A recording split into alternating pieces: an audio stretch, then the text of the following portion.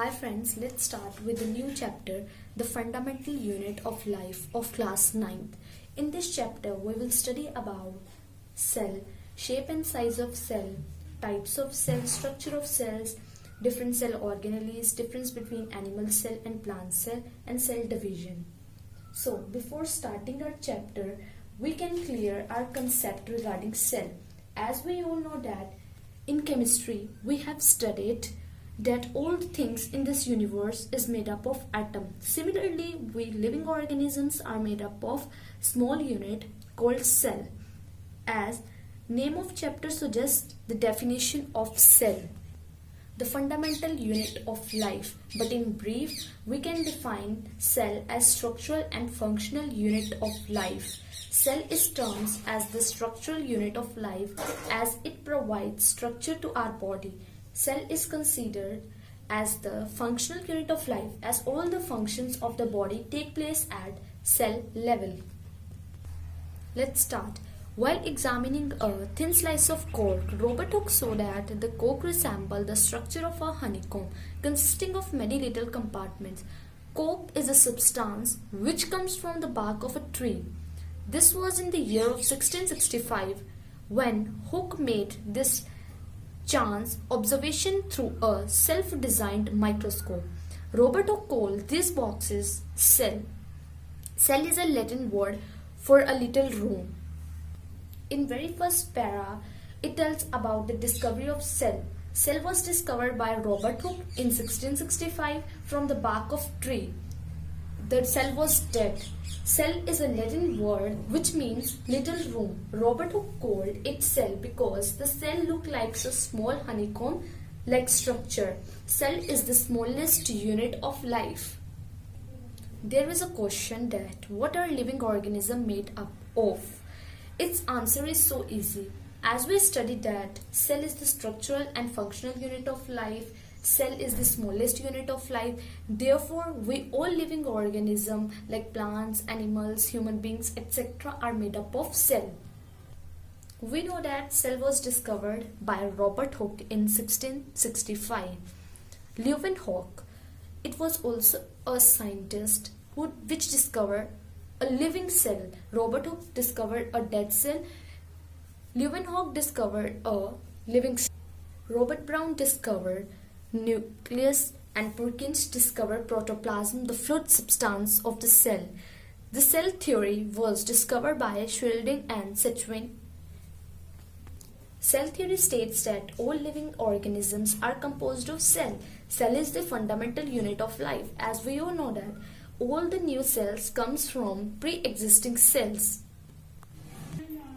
The invention of magnifying lenses led to the discovery of the microscopic world. It is how know that a single cell may constitute a whole organism in a amoeba, Chlamydomonas, Paramecium and bacteria. These organisms are called unicellular organisms. As we all know that amoeba, Chlamydomonas, Paramecium, bacteria are made up of a single cell. On the other hand, many cells group together in a single block and assume different functions in its form. Various body parts in multicellular organisms such as fungi, plants and animals. In simple way, we can differentiate organisms on the basis of number of cells. There are two kinds of organisms, unicellular organisms and multicellular organisms. The organisms that are made up of single cell and may constitute a whole organisms are named as unicellular organisms.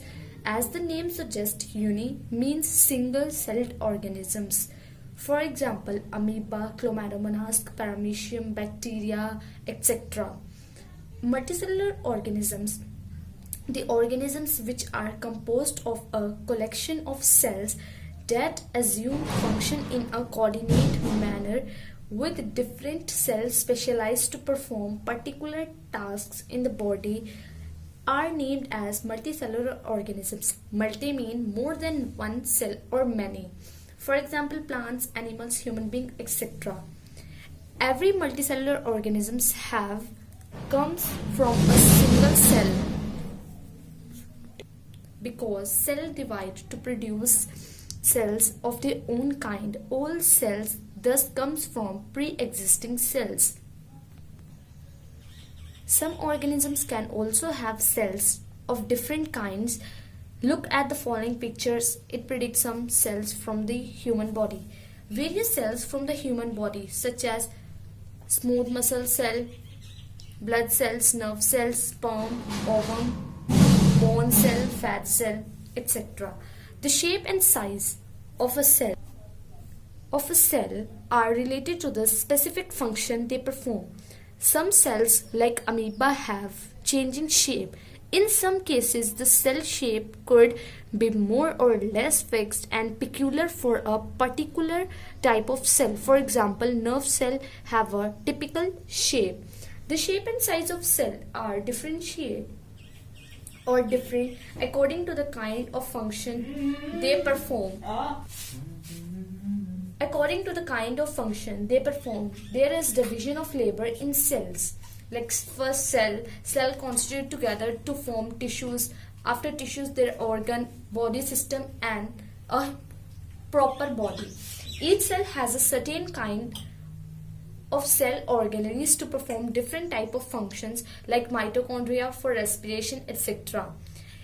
Each cell living has the capacity to perform certain basic functions that are characteristic of all the living forms.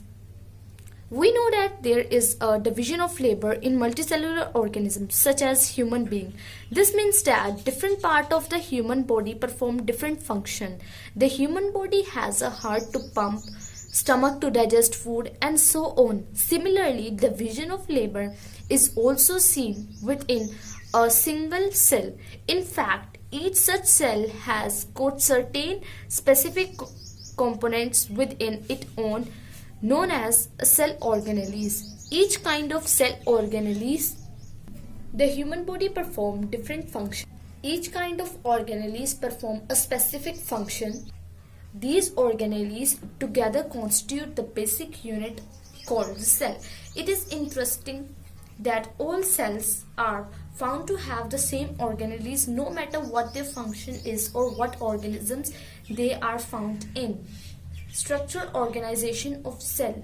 We can define a cell into two types, prokaryotic and eukaryotic cells. Prokaryotic cells are primitive and lack well-defined nucleus. Eukaryotic cells are more advanced and have well-defined nucleus. Eukaryotic cells have the most well-defined structure. These have cell membrane, membrane-bounded cell organelles, and well-defined nucleus. The nucleus has its own membrane called nuclear membrane.